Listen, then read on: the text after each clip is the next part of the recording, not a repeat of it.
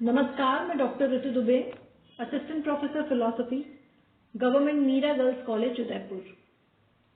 आज मैं BA honours philosophy second year के थर्ड पेपर एथिक्स नीति शास्त्र को पढ़ाऊंगी और आज मैं बात करूंगी सद्गुण के संबंध में।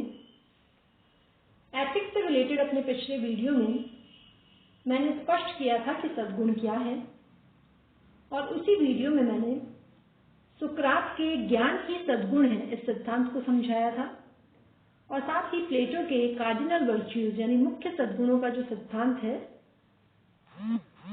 उस पर भी अपने विचार रखे थे। और आज मैं बात करूंगी अरस्तु के सद्गुण संबंधी विचारों पर। सद्गुण क्या है इसकी परिभाषा देते हुए अरस्तु ने कहा है कि सद्गुण मनुष्य की ऐसी स्थायी मानसिक अवस्था है जो निरंतर अभ्यास के फलस्वरूप उत्पन्न होती है और जो मनुष्य के ऐसे ऐच्छिक कर्म में व्यक्त होती है जिसे बुद्धि निर्धारित करती है। अब देखिए, इस परिभाषा से स्पष्ट है तीन बातें। पहली तो ये कि सद्गुण जन्मजात न होकर निरंतर अभ्यास यानी प्रैक्टिस के परिणाम स्वरूप ही विकसित होते हैं। अपने भीतर किसी सद्गुण का विकास करने के लिए मनुष्य को प्रयास पूर्वक यानी यत्न पूर्वक बार बार उसी सद्गुण के अनुरूप आचरण करना पड़ता है। दूसरी बात यह कि सद्गुण मनुष्य के उन ऐच्छिक कर्मों में ही व्यक्त होते हैं जिन्हें वह सोच समझ कर करता है और जिनका निर्धारण केवल उसकी इच्छा या भावना नहीं बल्कि बुद्धि करती है। इसी परिभाषा से जो तीसरी बात स्पष्ट होती है वो ये कि प्रत्येक सद्गुण की एक अन्य विशेषता यह है कि वह मनुष्य की किसी भावना, इच्छा या वासना को नियंत्रित करता है। इसी अर्थ में अरस्तु ने प्रत्येक सद्गुण को मानवीय भावनाओं या इच्छाओं का नियंत्रक या नियामक माना है, यानी कि समस्त सद्गुणों के मूल में आत्मनियंत्रण, सेल्फ कंट्रोल का जो तत्व है वो अवश्य निहित रहता है। अब देखते हैं कि अरस्तु ने सद्गुणों को किस प्रकार से वर्गीकृत किया है। अरस्तु के अनुसार सद्गुणों को दो वर्गों में विभाजित किया जा सकता है, बौद्धिक सद्गुण और नैतिक सद्गुण। सद्गुणों का ये वर्गीकरण अरस्तु के आत्मा के स्वरूप संबंधी मत पर आधारित है। उनके मतानुसार मनुष्य की आत्मा के दो पक्ष हैं, दो प्रमुख पक्ष हैं, एक बौद्धिक पक्ष और दूसरा भावनात्मक पक्ष।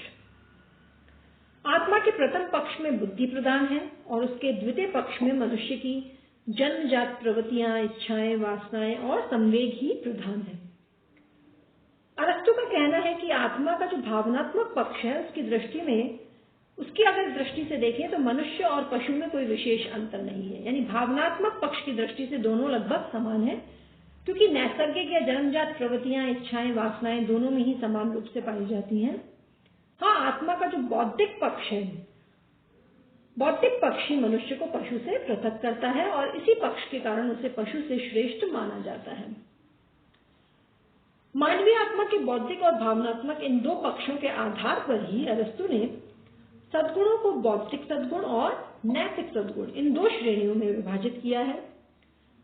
उनके मतानुसार विवेक ही प्रमुख बौद्धिक सद्गुण है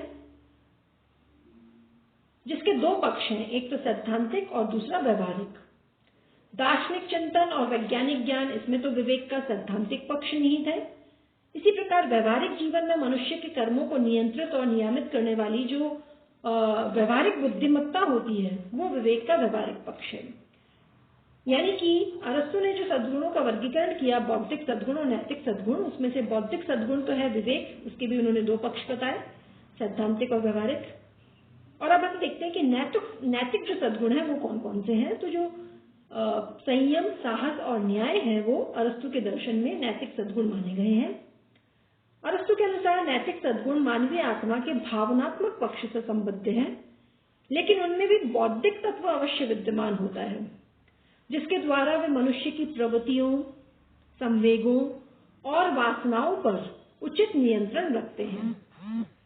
मनुष्य की स्वाभाविक प्रवृत्तियों, संवेगों और वासनाओं का नियमन करना ही नैतिक सद्गुणों का प्रमुख उद्देश्य है जिसकी पूर्ति विवेक या बुद्धि के अभाव में संभव नहीं है। प्रत्येक व्यक्ति में स्वयं को सद्गुणी बनाने की जन्मजात क्षमता होती है, लेकिन सद्गुणों के समुचित विकास के लिए निरंतर अभ्यास यानी रेगुलर जो प्रैक्टिस है वो बहुत आवश्यक है। यानी कि सदैव शुभ कर्म करते रहना बहुत आवश्यक है। ये नहीं कि एक बार आपने शुभ कर्म किया। प्लेटो की भांति ही अरस्तु भी संयम, साहस और न्याय, इन 3 मुख्य नैतिक सद्गुणों के महत्व को स्वीकार करते हैं, लेकिन साथ ही इन मुख्य सद्गुणों के अतिरिक्त उन्होंने उदारता, नम्रता, प्रेम, मैत्री आदि अन्य नैतिक सद्गुणों का भी उल्लेख किया है। यहाँ एक जो विशेष बात उल्लेखनीय है कि न्याय के संबंध में अरस्तु का जो मत है वो प्लेटो के मत से भिन्न है। अरस्तु ने न्याय को संपत्ति के उचित वितरण और राज्य के कानूनों के अनुसार आचरण तक ही उन्होंने सीमित माना है। अब हम देखते हैं अरस्तु का बहुत ही प्रसिद्ध सिद्धांत है मध्यम मार्ग का सिद्धांत। वो सिद्धांत क्या है? दरअसल नैतिक सद्गुणों के स्वरूप और उनके अनुसार आचरण के संबंध में अरस्तु ने एक विशेष सिद्धांत का प्रतिपादन किया है जिसे मध्यम मार्ग का सिद्धांत कहा जाता है। जैसा कि इस सिद्धांत के नाम से ही स्पष्ट है, ये मनुष्य के लिए संतुलित जीवन के मार्ग की ओर संकेत करता है, बैलेंस्ड लाइफ। इसके अनुसार प्रत्येक नैतिक सद्गुण 2 विशेष अतिवादी दृष्टिकोणों की बीच की अवस्था है। यानी कि प्रत्येक जो सद्गुण है वो 2 एक्सट्रीम जो सिचुएशंस हैं या अप्रोचेस हैं उनके बीच की जो अवस्था है वो प्रत्येक नैतिक सद्गुण है। जैसे जो संयम है वो अत्यधिक भोगासक्ति और पूरी तरह से आनंद रहित संन्यासवाद की मध्य की स्थिति है। यानी कि उनके अनुसार संयम जो है वो एक तो आप आखंड भोग में डूबे हुए हैं और एक आप पूरी तरह से कठोर संन्यास का पालन कर रहे हैं। उन दोनों के बीच की जो स्थिति है वो संयम है, मध्यवर्ती स्थिति। यही कारण है कि उनका सिद्धांत मध्यम मार्ग का सिद्धांत कहलाता है। ऐसी जैसे अन्य सद्गुण पर विचार करें, जैसे साहस है, तो साहस भी एकदम ही उद्दंडता और एकदम ही कायरता, इन दोनों के बीच की अवस्था है। और इसी सिद्धांत के आधार पर न्याय की व्याख्या करते हुए अरस्तु कहते हैं कि न्याय अपने अधिकार की अपेक्षा बहुत अधिक प्राप्त करना और अपने अधिकार को पूरी तरह से छोड़ देना, इन दोनों के बीच की यह मध्यवर्ती स्थिति है। इसी प्रकार उदारता भी बिना सोचे समझे सब कुछ लुटा देना और कभी किसी को कुछ भी ना देना, मतलब बिल्कुल ही कंजूसी, इन दोनों के बीच की मध्यवर्ती अवस्था है। और यही नम्रता और अन्य सद्गुणों के संबंध में कहा जा सकता है। इस प्रकार अरस्तु के मतानुसार समस्त नैतिक सद्गुणों का महत्व यही है कि वे 2 अतिवादी दृष्टिकोणों से हटकर उनके मध्य में संतुलित मार्ग पर ले जाते हैं। अब देखिए, ऊपरी दृष्टि से अगर आप देखेंगे तो आपको ये सिद्धांत बहुत ही सरल और महत्वपूर्ण प्रतीत होता है, लेकिन गंभीरता पूर्वक विचार करें तो उससे ये ज्ञात होता है कि इसमें ऐसी अनेक कठिनाइयां हैं जिनके कारण व्यवहारिक जीवन में यानी प्रैक्टिकल लाइफ में आप इसके आधार पर आचरण के शुभ या अशुभ होने का ठीक निश्चय नहीं कर पाते हैं। मतलब बहुत कठिन हो जाता है इसका निश्चय करना। इस सिद्धांत में जो कठिनाइयां हैं वो ये है कि पहली कठिनाई तो ये कि सभी संवेगों और कर्मों के संबंध में मध्यवर्ती अवस्थाएं निर्धारित करना संभव नहीं है। हम सभी की मध्यवर्ती अवस्थाएं निर्धारित नहीं कर सकते। जैसे ईर्ष्या, घृणा, प्रतिशोध आदि ऐसे संवेग हैं जिनमें कोई मध्यवर्ती स्थिति संभव ही नहीं है। इनकी क्या मध्यवर्ती स्थिति होगी? इसी प्रकार हत्या, चोरी आदि जो कर्म है उनकी भी मध्यवर्ती अवस्थाएं नहीं हो सकती।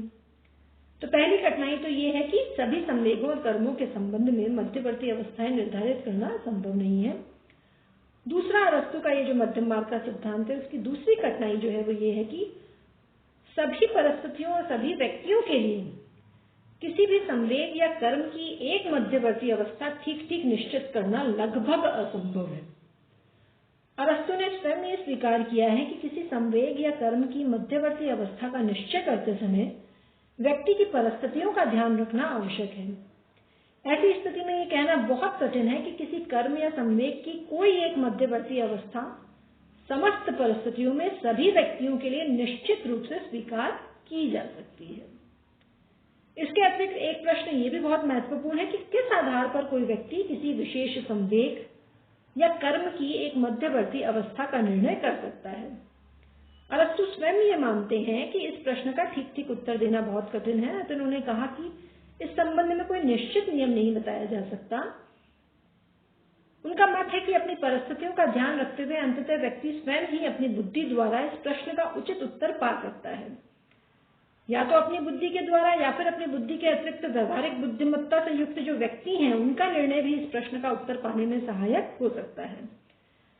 वस्तुतः अरस्तु ने स्वयं स्वीकार किया कि उनका जो मध्यम मार्ग का सिद्धांत है वो गणित के किसी सिद्धांत की भांति पूर्णतया निश्चित रूप से दो अतिवादी स्थितियों के बीच की स्थिति अर्थात नैतिक आचरण या सद्गुण निश्चित नहीं करता, परंतु इन सभी कठिनाइयों के होते हुए भी अरस्तु का ये जो सिद्धांत है ये नैतिक आचरण की दृष्टि से बहुत महत्वपूर्ण है, क्योंकि ये व्यवहारिक जीवन में मनुष्य का पर्याप्त मार्गदर्शन कर सकता है। तो ये था अरस्तु का मध्यम मार्ग का सिद्धांत। धन्यवाद।